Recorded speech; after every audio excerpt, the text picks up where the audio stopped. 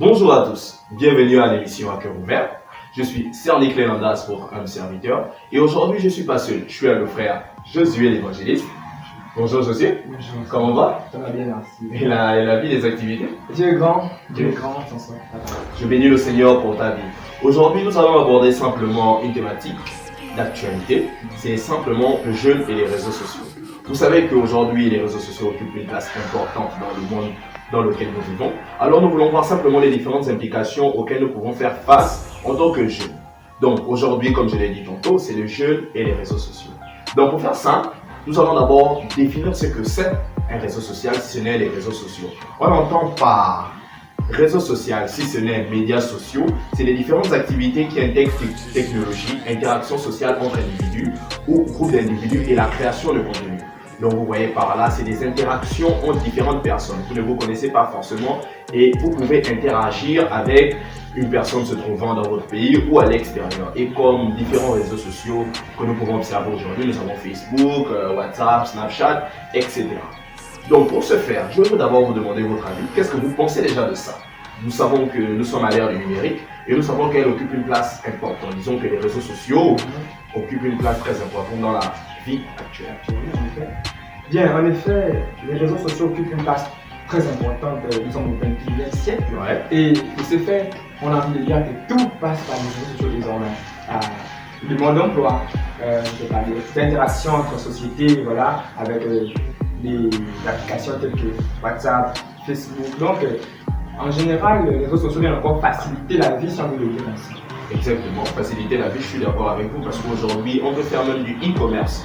E-commerce qui consiste à acheter des articles en ligne ou à vendre des articles. D'ailleurs, je me connais et moi-même d'ailleurs, je l'ai fait et je le pratique également. Donc, je vais simplement vous poser la question en tant que jeune chrétien. Déjà, simplement, qu'est-ce qu'un chrétien pour vous? Question simple, qu'est-ce qu'un chrétien? Un chrétien, parce qu'il ne faut pas qu'on mélange un peu les choses. Ouais. Pour certains, un chrétien, c'est celui-là qui va à l'église un dimanche, qui remplit les formalités liées à la religion.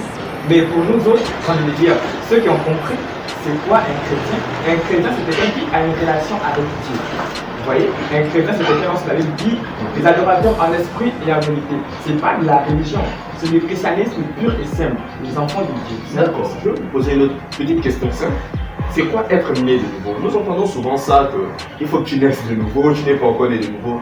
Véritablement, qu'est-ce que c'est pour vous naître de nouveau? Naître de nouveau. Ouais. Lorsque l'on confesse de sa bouche que Jésus-Christ est Seigneur Ouais. et Sauveur, vous savez, il y a quelque chose qui se passe. À l'instant même, on devient enfant de Dieu.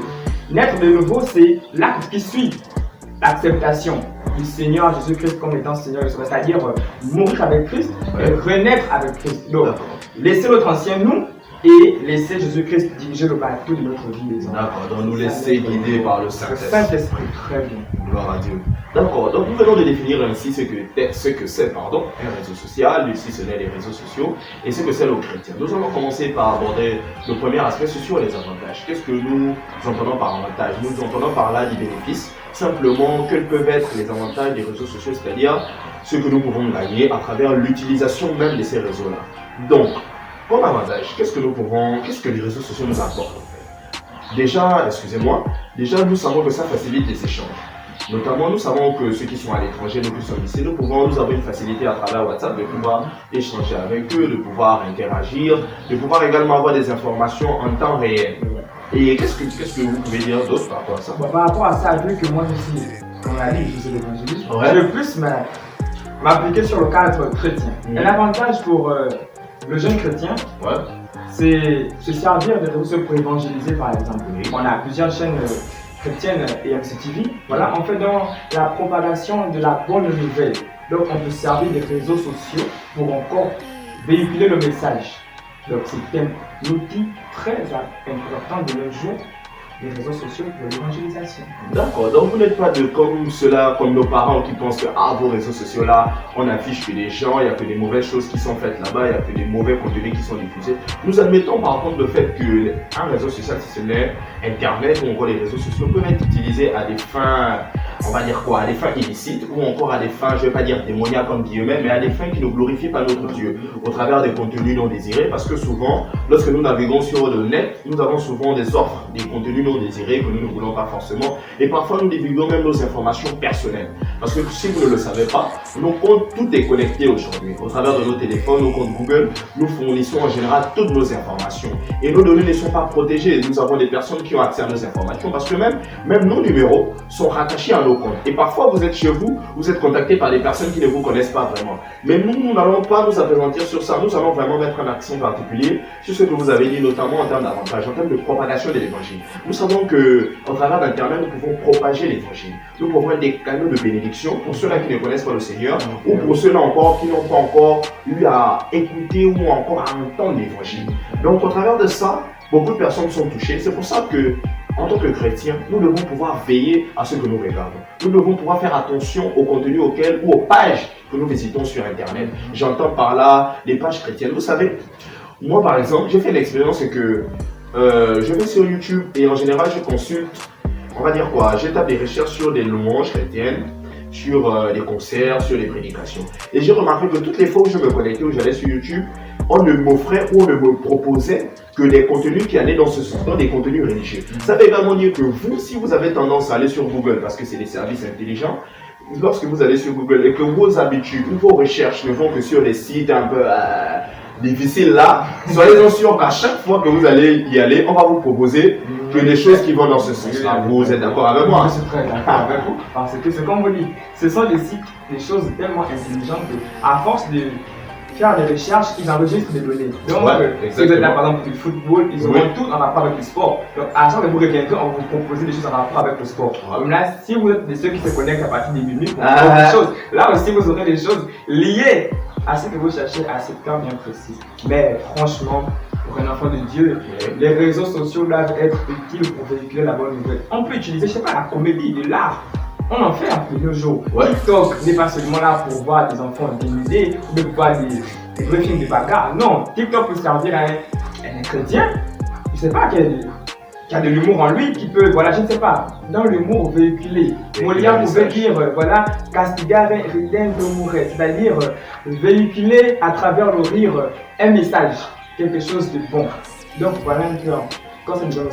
C'était une très bonne initiative. D'ailleurs, on a des frères qui ont créé des groupes de danse, Talent Dance, pardon, qui est un groupe de danse chrétienne et qui fait donc ça, qui, au travers des chorégraphies, essaie d'exprimer tout l'amour que le Seigneur a pour nous, tout ce que les bienfaits que le Seigneur a fait. Sans vous interrompre, c'est un moyen pour montrer que le jeune chrétien ne s'ennuie pas. Ah oui, c'est ça aussi, parce que il faut dire que beaucoup de personnes pensent que être chrétien, c'est une vie de restriction simplement. Voilà. Mais le Seigneur nous dit également que nous sommes libres, Jésus-Christ. Nous ne devons pas faire de notre liberté un moyen pour nous de nous perdre. Attention, vous pouvez jouer de votre liberté en tant que jeune chrétien. Vous pouvez vous divertir au travers des réseaux sociaux. Vous pouvez poster des photos, c'est vos photos. Vous pouvez montrer votre visage, vous pouvez exprimer des pas de danse, des chorégraphies, faire même de l'humour. Mais ce qu'on craint, c'est que vous ne vous soyez influencé ou vous laissez entraîner par des mauvaises propositions qui viennent d'Internet. C'est pour ça que j'insiste, nous devons faire. Notre devoir est de pouvoir veiller à ce que nous regardons. C'est biblique d'ailleurs, veiller. Veiller, n'est-ce pas? Pas veiller de la nuit, non, mais veiller simplement en termes de vigilance, veiller en termes d'attention, en termes de ce vers quoi nous allons, en termes de recherche également sur le net.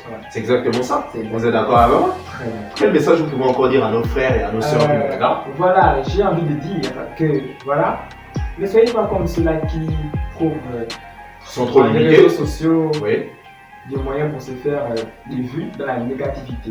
Voilà, par exemple, au Gabon, on a une situation. Je ne sais pas trop si vous entendez parler de cette. Je ne sais pas trop. Il paraît qu'il s'agit de, je crois, princesse Ticket, quelque chose comme ça. Voilà, il y aurait eu un vol, mais chacun vient donner sa version. Malheureusement, c'est ça. C'est que Internet offre la possibilité à, je ne vais pas dire à tout et n'importe quoi, de pouvoir donner son avis, malheureusement. Et certains n'ont pas forcément la capacité de discerner le vrai et le faux. C'est pour ça que nous devons faire attention. Souvent, nous avons des rumeurs qui sont propagées. Souvent, nous avons des informations erronées. Nous devons pouvoir veiller, si ce n'est à vérifier la source parfois des informations qui sont communiquées ou véhiculées. Il faut vérifier les sources parce que vous pourrez avoir des informations d'une personne qui vient vous dire ceci ou cela. Mais en tant que chrétien, en tant qu'enfant de Dieu, ou même en tant que jeune personne consciente, nous devons pouvoir vérifier les sources de nos informations. En économie de l'information, nous apprenons ceci, que nous devons, l'information qui est véhiculée, certes l'information, mais nous devons veiller à la source. Parce que la source vient donner en fait une authenticité, vient donner, on va dire quoi, un poids, une certaine autorité à l'information qui est véhiculée. Voilà. Donc, nous devons veiller simplement à cela parce que beaucoup de choses se disent sur Internet. Il y a des rumeurs, il y a des choses qui sont fausses. Chacun vient donner sa version des faits alors que la vérité n'est même pas forcément dans ce qui se dit sur Internet. Donc, faisons attention et faisons encore attention. C'est vraiment la vigilance. Nous devons vraiment veiller à ce que nous regardons. Donc, je suis l'évangéliste, c'est ça. Je voulais vous dire merci. Merci simplement d'avoir été là avec nous. C'était simplement un temps d'échange et de partage. Si vous avez encore un message ou une parole ou une présentation particulière. La Bible dit, tout nous est permis, mais tout ne nous est pas utile.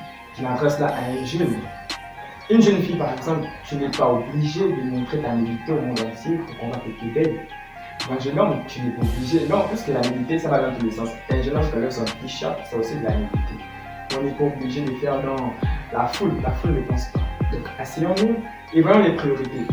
Utilisons le bon côté de l'Internet et pour les chrétiens, franchement, essayez de faire comme des jeunes tels que ceux qui ont fait l'initiative de l'ICIT TV, dont nous sommes actuellement, que Dieu leur bénisse d'ailleurs. Voilà. Et il y a aussi 5 minutes de réviser l'évangéliste, à cœur ouvert à discerner le langage. Donc, nous vous encourageons franchement à être là et constater que l'œuvre de Dieu n'est pas à vivre derrière, caché. Non, on dit le monde atteint la révélation des fils de Dieu. Ça passe aussi par là, ça passe aussi par les réseaux sociaux. Donc, en un mot, cherchons les avantages, laissons tout ce qui est négatif en rapport avec les réseaux sociaux et je crois bien que Dieu nous bénira dans ce sens. Merci Josué, merci pour votre intervention, merci d'avoir été sur ce plateau.